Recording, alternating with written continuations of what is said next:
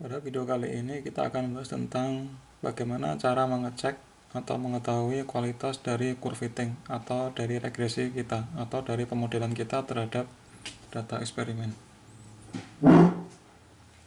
Nah, terdapat paling tidak ada tiga kriteria. Yang pertama adalah kriteria least square. Ini sudah kita bahas di video sebelumnya, nanti kita bahas lagi. Yang kedua adalah kuadrat deviasi, dan yang ketiga adalah R square. Kita mulai yang pertama, yaitu dengan kriteria least square.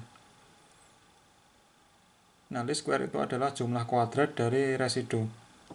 Nah, residu itu adalah ini, yaitu nilai yang dihasilkan dari regresi atau nilai yang dihasilkan dari pemodelan dikurangi dengan nilai dari data eksperimen.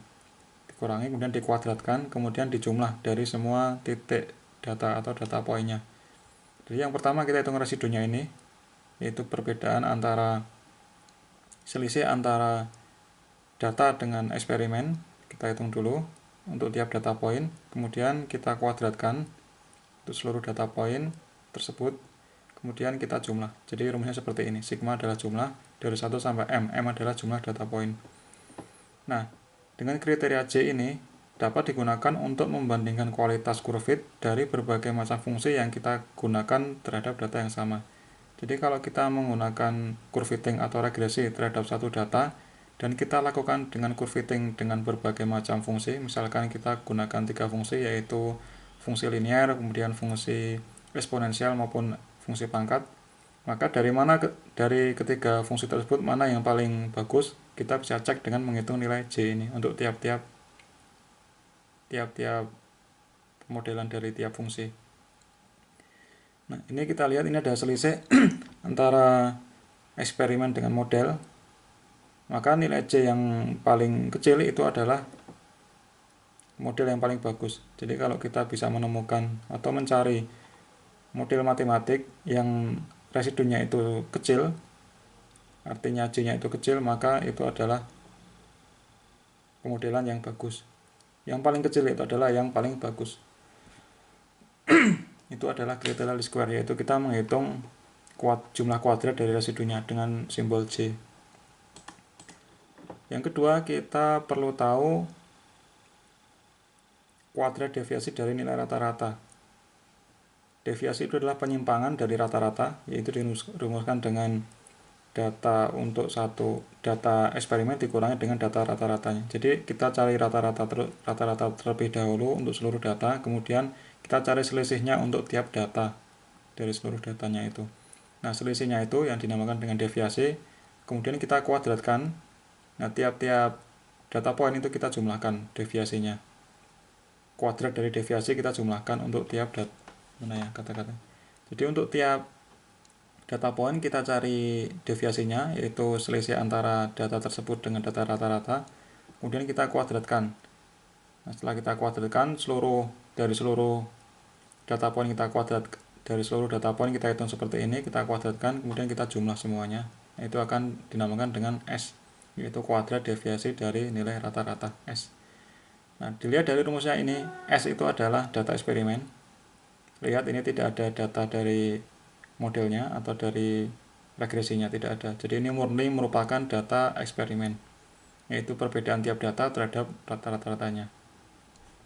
Berbeda dengan yang tadi, yang J itu adalah ada pengaruh dari data pemodelan. Yang ini pemodelan dikurangi dengan data eksperimen. Nah, kalau ini berarti dia merupakan suatu kriteria yang ada hubungannya dengan pemodelan yang kita buat atau regresi yang kita buat. Nah, ini tidak ada hubungannya dengan regresi yang kita buat. Kita lanjut ke yang ketiga. Nah, dengan kita mengetahui nilai J yang tadi, yaitu jumlah residu kuadrat, dan dengan mengetahui nilai S, yaitu jumlah kuadrat deviasi, maka kita bisa menghitung R square. Nah, dari kata-katanya ini kita bisa terjemahkan ini adalah nilai R yang dikuadratkan atau R kuadrat. Nah, R kuadrat ini dirumuskan sebagai 1 dikurangi J dibagi dengan S.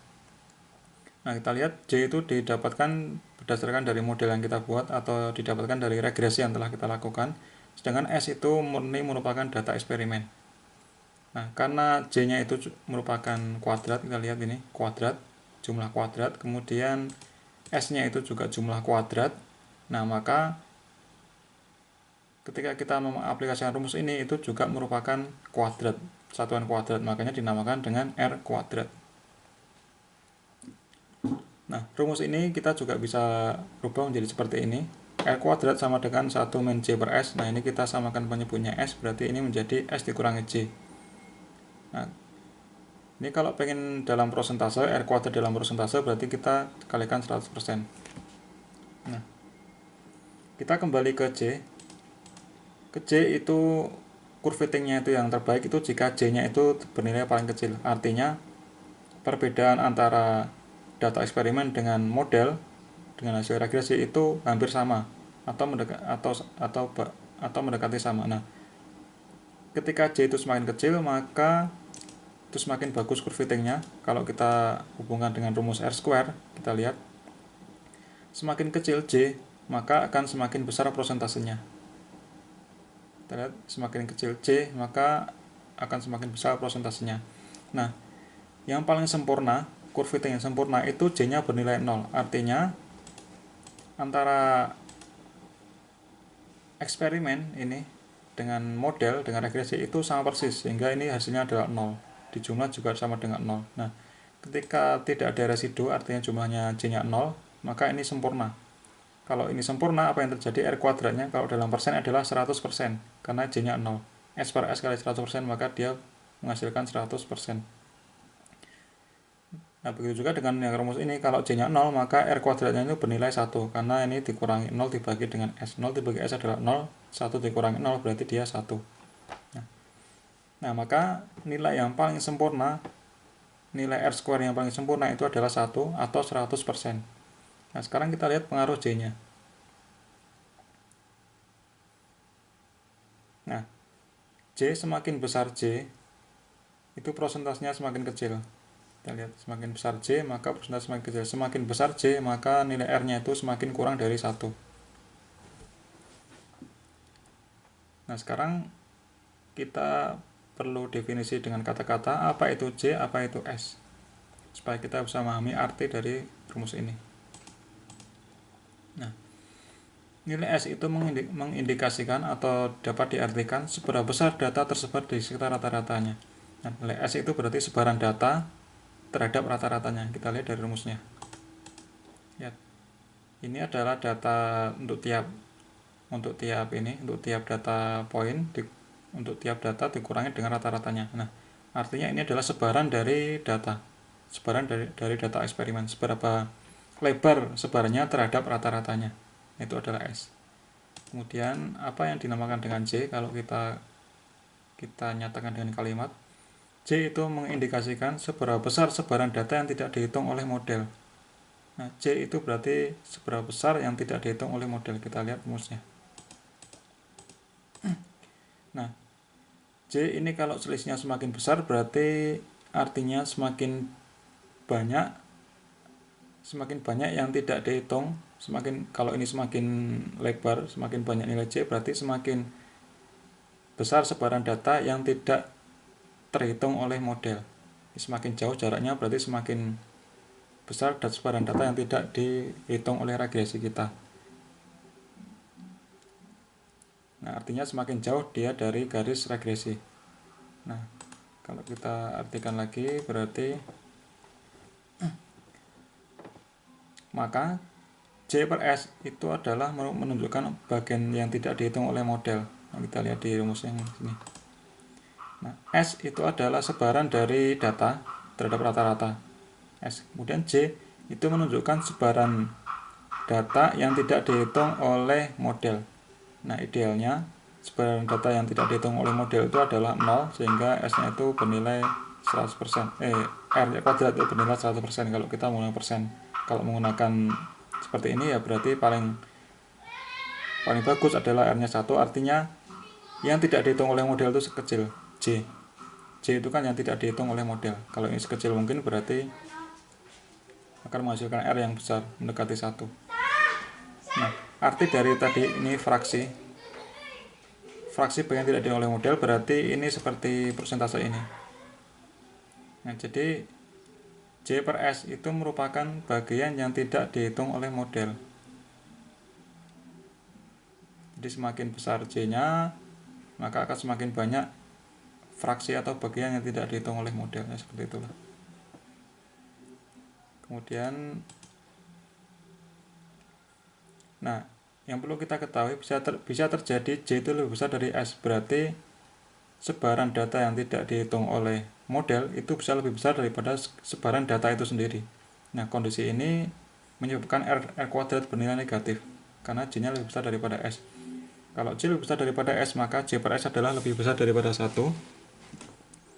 Maka kalau kita lihat di rumus tadi, 1 dikurangi lebih besar daripada 1 berarti dia akan bernilai negatif. Nah, pada kondisi ini, itu dapat kita artikan bahwa modelnya itu jelek.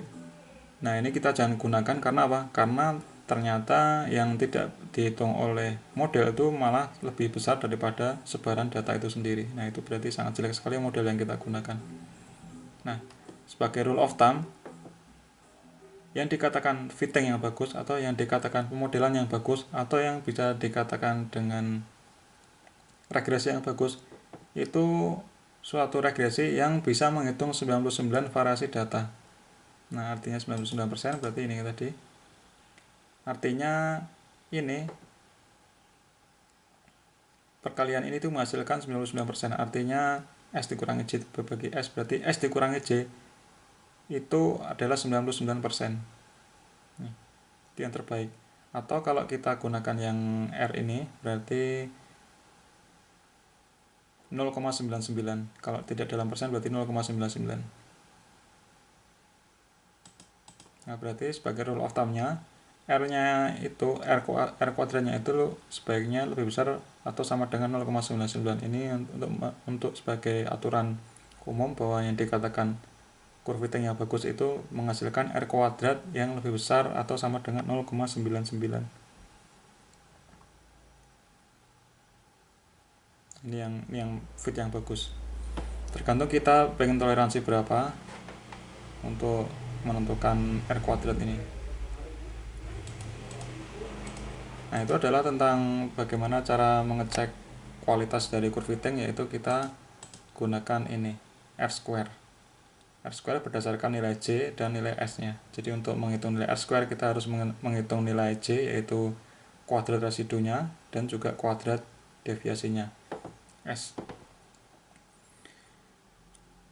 Nah, sekarang kita akan coba di MATLAB seperti apa untuk menghitung J dan S-nya atau menghitung R kuadratnya. Saya sudah bikin. Kita lanjut program yang sudah kita buat di video sebelumnya. Nah, kita punya data eksperimen yaitu X, Y. X-nya 1 sampai 9, Y-nya adalah ini nilainya 5, 6, 10, 20, 28, 33, 34, 36 dan 32. Ini adalah data eksperimen. Yang pertama kita hitung J-nya dulu. Nah, kita mau bandingkan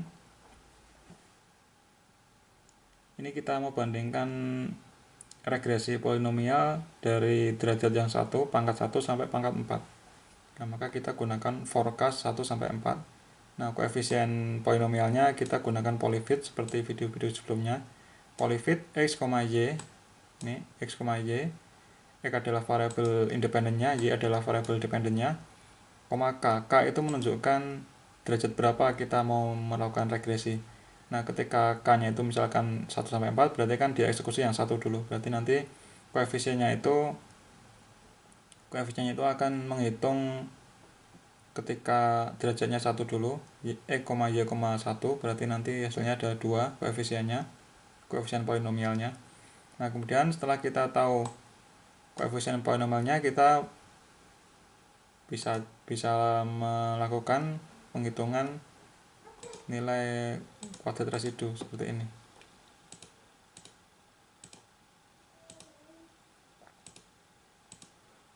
Nah, J dalam kurung K ini nanti berarti J-nya ada 4 karena kita menggunakan derajat 1 sampai 4, 1, 2, 3, 4, maka J-nya nanti juga ada 4. Nah, ketika K-nya 1, nanti polyfitnya itu 1, K-nya, kemudian JK, K-nya itu 1, berarti J elemen ke pertamanya adalah sum, jumlah dari, sesuai dengan rumus ini, jumlah dari polyval, berarti kita evaluasi koefisien polinomial ini dengan data variabel independennya adalah X, ini, polyval E, Y, ini adalah untuk mengevaluasi polinomial yang kita hasilkan dari regresi derajat 1. Kemudian kita kurangi dengan J nya adalah yang ini.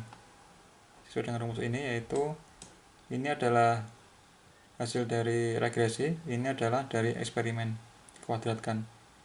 Ini adalah hasil dari regresi, ini adalah hasil dari eksperimen, kemudian kita kuadratkan, kita jumlah. Nah, kemudian N, nah nanti pada kondisi sampai N ini kita akan mengetahui berapa nilai J untuk polinomial derajat 1 sampai 4. Kita coba eksekusi. Kita clear dulu.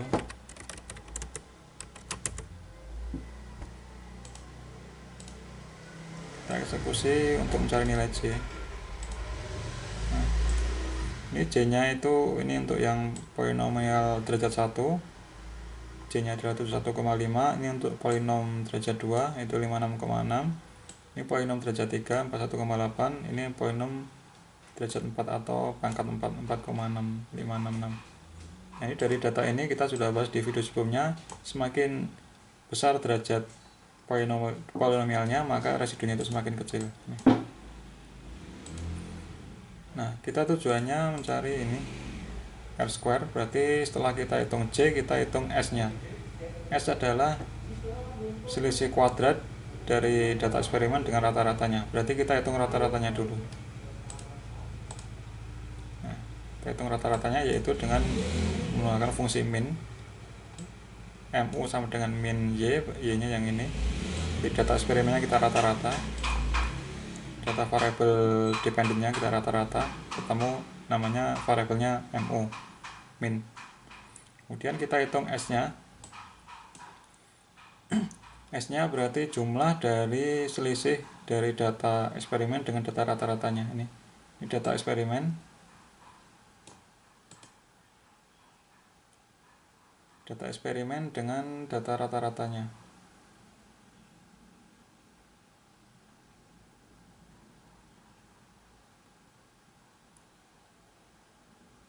Ini adalah Y. Bentar, saya cek dulu benar enggak. Kasum Y. Ini Y saja, nggak perlu 1 ya. Jadi semua Y-nya kita kurangi dengan mu. Ini semua Y-nya, tidak perlu indeks, kurangi mu di kuadrat. Kita jangan lupa kita pakai titik kuadrat karena supaya terjadi elemen be elemen operation, bukan perkalian matrik. Nah, setelah kita hitung S-nya, ini kita jumlah. Ini kan deviasinya, kita kuadratkan, kemudian kita jumlah dengan fungsi sum. Dan kita hitung R-nya, R kuadrat untuk tiap-tiap ini ya, tiap-tiap ini S-nya itu juga tiap derajat polinomial, R kuadratnya itu juga tiap derajat polinomial, maka kita gunakan indeks K. Nah, yang R2 nya 1 min J per S, yaitu 1 min J K, jikanya ini J untuk tiap derajatnya dibagi dengan S. Nah, setelah itu kita tampilkan nilai J, S, dan R kuadratnya. Nanti kita lihat yang paling bagus yang mana. Yang paling bagus adalah yang R2 nya itu yang mendekati angka 1. Kita run lagi semuanya.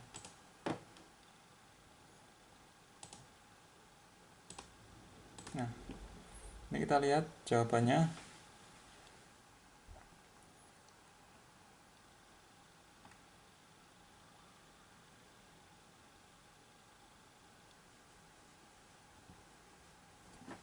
Kita gunakan format long.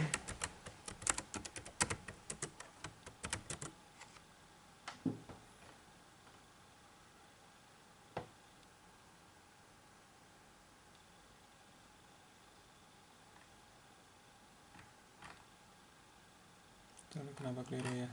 Ada yang keliru nih.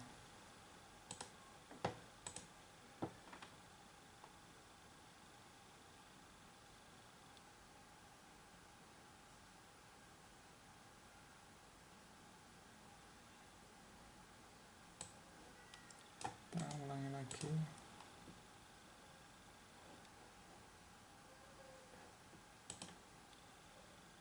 Oke, format short sekarang.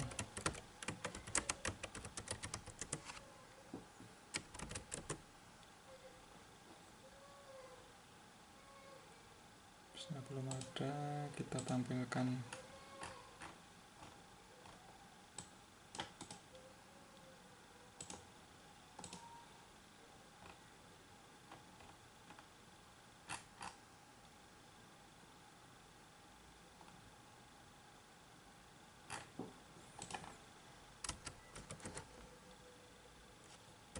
nilai J-nya yang paling kecil. Ini yang paling kecil, kita tampilkan S-nya.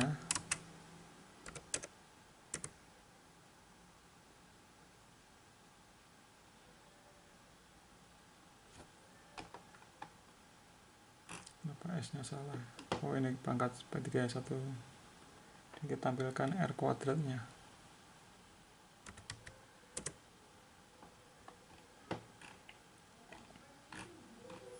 Ini kita lihat nilai J-nya.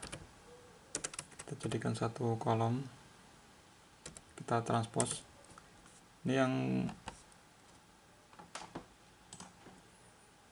yang derajat ke-1, artinya pangkatnya 1. Ini yang regresi pangkat kuadrat, ini pangkat 3, ini pangkat 4.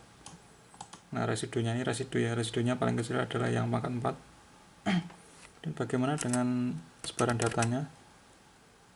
Datanya kan sama, berarti sama, itu 156 itu 56,16 semua, karena ini menyangkut data eksperimen. Kemudian kita lihat R kuadratnya. Nah, R kuadratnya yang paling bagus adalah yang ini, yang pangkat 4, karena dia lebih dari 0,99. Sedangkan yang lain, ini yang polinom pangkat 3, ini polinom pangkat 2, ini polinom pangkat 1 atau derajatnya. Oke, demikian, semoga bermanfaat. Sampai ketemu di video selanjutnya.